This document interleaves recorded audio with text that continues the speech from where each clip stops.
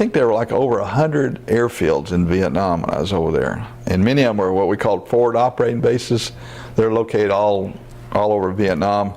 And the shortest field we could go into, the airplane I flew, was 2,000 foot. Mm-hmm. So we'd go into strips as short as 2,000 feet. Some of the strips were dirt, some are grass, some are what they call this PSP. And then we had the big airfields like at Tan Son Nhut, which is Saigon, Bien Hoa, and Da Nang, places like that. Matter of fact, interesting thing about Vietnam, flying over there, I mean, that was my first assignment. Probably the best training area you could get, as a pilot, because we went into, like one field was on top of a plateau. Mm-hmm. I mean, the ends of the runway like this, and it was about 2,000 feet long. It's a dirt strip. And we have to go in there and land. And then the next, Da Nang, Tan Son Nhut, which is at Saigon, and Bien Hoa at that time were the 3 busiest airports in the world. Wow. People didn't realize that. Wow. There's so many airplanes flying in Vietnam, it's just unbelievable at times. And Tan Son Nhut and Bien Hoa were less than 15 miles apart. And sometimes you'd take off from Tan Son Nhut, fly under what we call visual conditions, and you go enter a downwind at Bien Hoa and land.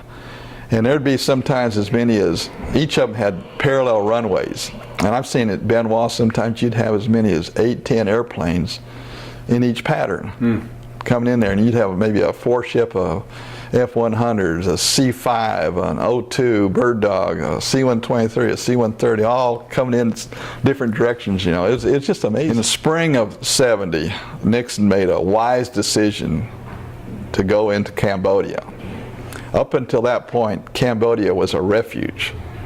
And we used to supply a lot of these forward operating bases along the Cambodian border. Mm-hmm. And we'd have to go in there with fighters above us, forward air controllers directing us, and we'd come in high, about 4,500 feet, come in, dive down to the runway, go in there and land, pull off the inner runway, drop our cargo, sometimes we didn't even stop, we just push the cargo at the back, come around, take off, get the heck out of there before they started mortaring us. Well, after we went into Cambodia, cleared all that out, it got pretty calm down there. And this one particular place we used to go into, it was called Kadam. We called it Khartoum. We called it Boom Boom Khartoum. And the first few months when I was stationed over there, it was real hot going in and out of there. You really had to be careful because you didn't know if you were going to get mortared or not. Well, my next to the last mission, which was in July of '70, I had a mission into Khartoum. And we went in there, and my co-pilot was a brand new guy, just got in country. And the flight engineer, he and I had got there about the same time. We were both getting ready to leave, we were getting close to the end of our tour. We went in there and we shut down our engines. Before that, you wouldn't even stop taxiing. You just got in and got out as quick as you could. Now it calmed down so much, and we were sitting there and we were reminiscing about how hot it used to be in Khartoum. Now how calm it was here. We shut down, we were eating lunch, sitting in the cockpit, and we had a drop bell that we would signal if someone was outside the airplane and we needed to get off in a hurry. We'd shut off this bell. Well, the co-pilot was outside taking pictures, and we had a fuel bladder that we were offloading, and the loadmaster was offloading the fuel off this bladder, and myself and like I said, the flight engineer were sitting in the cockpit, and just like I said, we were talking about, man, this is unbelievable. Here we were 6 months ago, well, there's no way we would have done this.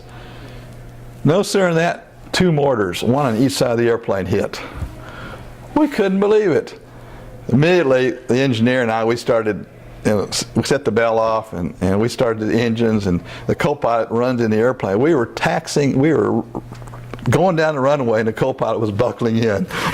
That's how fast we got out of there.